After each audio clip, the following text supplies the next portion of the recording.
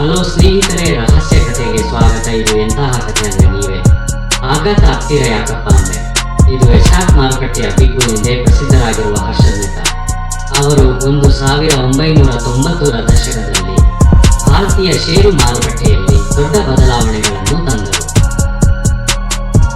Stock ಮಾರುಕಟ್ಟೆ ದಾಳಿಗೆಯ ಹುಲಿ ಹರ್ಷದ ಮೆಹ್ತಾ ನೀವು ಎಷ್ಟಾದರೂ ಹಣ ಗಳಿಸಬಹುದು, ಆದರೆ ಧರ್ಮವಿಲ್ಲದೆ ಗಳಿಸಿದ ಹಣ ಇಡೀ ದೇಶವನ್ನು ಹಾಳು ಮಾಡಬಹುದು.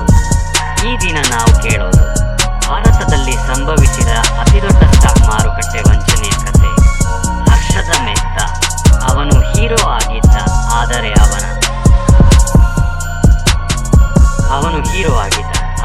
ಅವನ ಹೊನಲು ಹಿಂದೆ ಕತ್ತಲೆ ಇತ್ತು. ಬಾಂಬೆ ಸ್ಟಾಕ್ ಎಕ್ಸ್ಚೇಂಜ್ ಜನರ ಕೂಗು, ಹರ್ಷದನ ಲೆಕ್ಸ್ ಕಾರು, 1990ರ ಬಾಂಬೆ. ಎಲ್ಲರೂ ಸ್ಟಾಕ್ ಮಾರುಕಟ್ಟೆಯಲ್ಲಿ ಹಣ ಹೂಡುತ್ತಿದ್ದ ಕಾಲ. ಒಂದು ಹೆಸರು ಎಲ್ಲರ ಬಾಯಿಯಲ್ಲಿತ್ತು, ಹರ್ಷದ ಮೆಹ್ತಾ. ಅವನು 3ನೇ ತರಗತಿಯಲ್ಲಿ ಫೇಲ್ ಆದವನು, ಆದರೆ ತನ್ನ ಚಾತುರ್ಯದಿಂದ ಸ್ಟಾಕ್ ಮಾರುಕಟ್ಟೆಗೆ ರಾಜನಾದ. ಬ್ಯಾಂಕ್ ಚಿಲ್ಲರೆ ಕೌಂಟರ್, ಕ್ಯಾಶ್ ಬಂಡಲ್, ಷೇರು ಹಾರುವುದು, ಸ್ಕೀಮ್ ಡ್ರಾಯಿಂಗ್ ಬ್ಯಾಂಕ್ಗಳು ಒಬ್ಬರೊಂದಿಗೊಂದು ಹಣದ ವ್ಯವಹಾರ ಮಾಡಿದ್ದಕ್ಕಾಗಿ ಬ್ಯಾಂಕ್ ರಿಸಿಪ್ಟ್ ಹೊರೆ ಬಳಸುತ್ತಾರೆ. ಹರ್ಷದ ನಕಲಿ ಬ್ಯಾಂಕ್ ರಶೀದಿ ಆರ್ಡರ್ಗಳ ಮೂಲಕ ಕೋಟಿ ರೂಪಾಯಿಯನ್ನು ಬ್ಯಾಂಕ್ಗಳಿಂದ ಪಡೆದು ಷೇರು ಖರೀದಿಸಲು ಉಪಯೋಗಿಸಿದ. ಅವನ ದುಡ್ಡಿನ ಬುಗಟಿಗೆ ಷೇರುಗಳ ಬೆಲೆ ಗಗನಕ್ಕೇರಿದವು. ಜನರು ಇನ್ನೂ ಹೆಚ್ಚು ಹಣ ಹೂಡಿದರು, ಆದರೆ ಅವರಿಗೆ ಗೊತ್ತಿರಲಿಲ್ಲ ಇದೊಂದು ಸುಳ್ಳಿನ ಮಳೆ.